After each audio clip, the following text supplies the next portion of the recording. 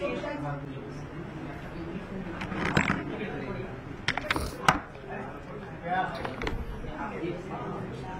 आहे. तुम्हाला मी आज भेटायला बोलवलं एवढ्यासाठी की काल बाहेर जात असताना सुद्धा आपल्यापैकी काही जण कलानगरच्या गेटवरती मला दिसले. आज सुद्धा तुम्ही आलाय असं कळलं. मला कल्पना नाही तुम्ही का आलाय, म्हणून म्हटलं एकदा तुमच्याशी आत बोलून तुम्हाला विचारावं की तुम्ही येण्यामागचं कारण काही वेगळं आहे का, तुम्हाला काही तुमच्या मनात प्रश्न आहेत का. पण तुमच्या मनात काही प्रश्न असतील तर मला जरूर विचारा. पण आपण भेटतोच आहोत तर आज आणखीन एक बातमी लोकसत्तामध्ये आलेली आणि ती नाही म्हटलं तरी जरा आश्चर्यकारक आणि संशय निर्माण करण्यात येईल. गेल्या आठवड्यामध्ये मी आपल्या सर्वांशी बोलताना मुंबईचं कसं अडाणी सिटी करण्याचा डाव चाललेला आहे, मुंबई शहराचं,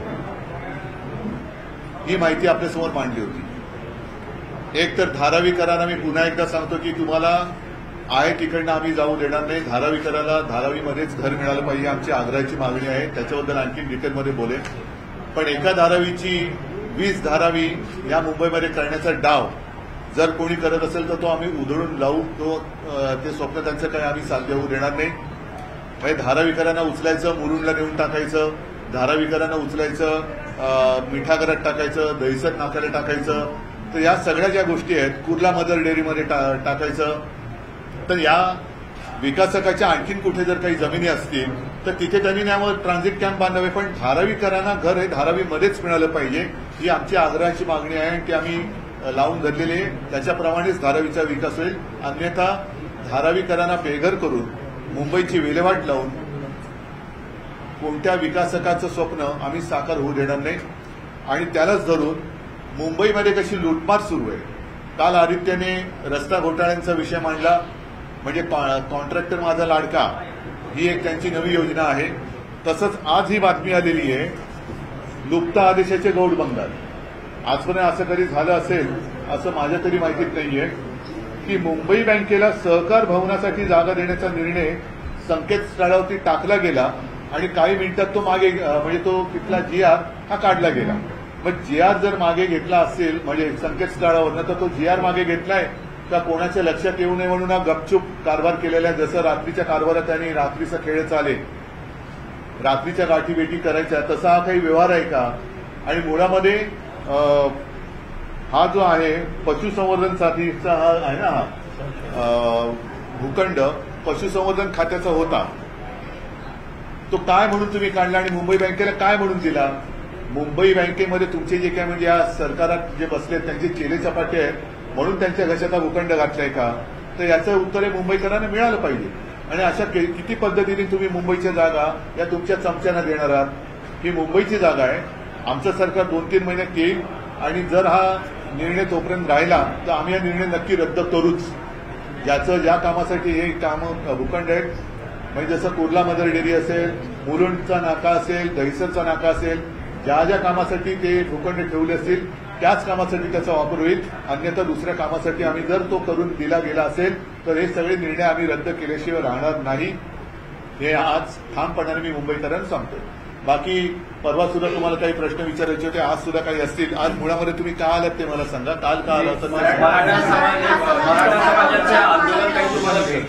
हा काय नेमकी चर्चा झाली आणि त्यांचं म्हणणं आहे की ओबीसीच्या कोट्यातून आरक्षण देण्यावर उद्धव ठाकरेंची नेमकी भूमिका काय. मी याबद्दल गेल्या महिन्यामध्ये गेल्या किंवा याच महिन्यात संभाजीनगरला गेलो होतो, तिथे भूमिका स्पष्ट केलेली आहे. मधल्या काळामध्ये सरकारने नाटक करण्याचा प्रयत्न केला होता. सर्व राजकीय नेत्यांना बोलवून तुमचं काय म्हणणं आहे. आजपर्यंत आम्ही अनेकदा हे म्हणणं मांडलेलं आहे. ज्या वेळेला सरकारने असे काही प्रस्ताव विधानसभेत मांडले तेव्हा आम्ही त्याला सर्वांनी पाठिंबा दिलेला आहे.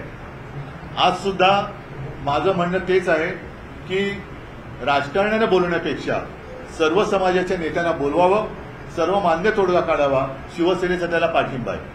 आणि जे आंदोलक आले होते माझी भूमिका काय विचारायला, त्यांना सुद्धा मी हेच सांगितलेलं आहे की तुम्हाला एकमेकात लढवून आपल्या राजकीय पोळ्या भाजण्याचं स्वप्न जे काही लोक बघतायत, मग त्याच्यात भाजपा असेल किंवा अन्य कोणी असेल, हे स्वप्न साकार होऊ देऊ नका. कारण आपण एका आईची लेकरं आहोत, महाराष्ट्राची लेकरं आहोत. समाजामध्ये वितुष्ट जातीपातीत भांडणं लावून महाराष्ट्राची विल्हेवाट हे लावत असतील तर ते कृपा करून त्यांचं स्वप्न हे राज्याला घातक आहे ते यशस्वी होऊ देऊ नका. त्यापेक्षा सर्व समाजातल्या लोकांनी एकत्र या. त्याच्यासाठी शिवसेनेचा जर काही सहभाग पाहिजे असेल, मदत पाहिजे असेल तर आम्ही तो करायला द्यायला तयार आहोत. आणि माझं अजूनही म्हणणं असं आहे की आरक्षणाच्या मर्यादा वाढवण्याचा अधिकार हा राज्याला नाहीये. जसं बिहारला आरक्षण दिलं होतं ते कोर्टाने उडवलं. मर्यादा वाढवायची असेल तर लोकसभेमध्येच हा प्रश्न सुटू शकतो. मी माझे खासदार द्यायला तयार आहे, सोबत द्यायला तयार आहे. सर्वांनी मग त्याच्यात मराठा असतील, ओबीसी असतील, धनगर असतील, सर्वांनी मोदींकडे जावं. कारण मोदी सुद्धा नेहमी सांगतात पिछडे जाती जमाती का असं म्हणून ते त्यांचं ते नेहमीचं ते एक सांगतात की त्यांची कशी काय बॅकग्राऊंड होती, लहानपणी ते कसे काय गरीब होते, गरिबीतला संघर्ष त्यांना चांगला माहिती आहे. तर तो संघर्ष त्यांच्या अनुभवाला आलेला आहे. मग या बाबतीमध्ये आरक्षणाच्या बाबतीत मोदी देतील तो निर्णय आम्हाला मान्य आहे. मोदींनी निर्णय द्यावा की आरक्षण तुम्हाला जर का ओबीसीच्या मर्यादा वाढवायच्या आहेत, मराठा किंवा धनगरांना आरक्षण देताना आदिवासीनं दुखवायचं नसेल, मराठ्यांना आरक्षण देताना ओबीसीनं दुखवायचं नसेल, पहिलं दुखवायचं आहे की नाही हे मोदींनी सांगायला पाहिजे, सत्ताधारी पक्षाने सांगायला पाहिजे. आणि आरक्षण वाढवण्यासाठी लोकसभेत जर तुम्ही काही प्रयत्न करू इच्छित असाल तर सर्वमान्य तोडगा तिकडे निघत असेल तर आज मी त्या तोडग्याला पाठिंबा द्यायला तयार आहे. मागे 2 दिवसापासून मराठा आंदोलक हे मातोश्रीबाई आंदोलन करतात. नाही, मला नाही. पुरस्कृत आहे तुम्हाला असं वाटतं का की यात ते तुमच्या त्याच्यात पवारांकडेही जाणार आहेत? नाही, मी त्याच्यात ते त्यांनी काय करावं हे काही विरोधकांना टार्गेट केलं जाते असं तुम्हाला नाही. मला असं काही म्हणणं नाहीये. मला प्रामाणिकपणाने त्यांना न्याय मिळावा असं माझं मत आहे. आणि तो न्याय त्यांना राज्यात मिळेल असं मला हे राज्यकर्ते असताना वाटत नाही. कारण मुळामध्ये परत एकदा सांगतो आरक्षणाच्या मर्यादा वाढवण्याचा अधिकार हा लोकसभेला आहे. लोकसभेमध्ये मोदींनी निर्णय घ्यावा, आम्ही मान्य करायला तयार आहोत. म्हणून मी इथल्या सगळ्या या समाजातल्या लोकांना विनंती करतोय की आपण इकडे एकमेकाशी भांडत बसण्यापेक्षा दिल्लीमध्ये जाऊ, दिल्लीमध्ये चला आणि मोदींना सांगा की तुम्ही आता याच्यामध्ये लक्ष घाला. कारण ते मोठी दैवी शक्ती मोदींना प्राप्त झालेली आहे.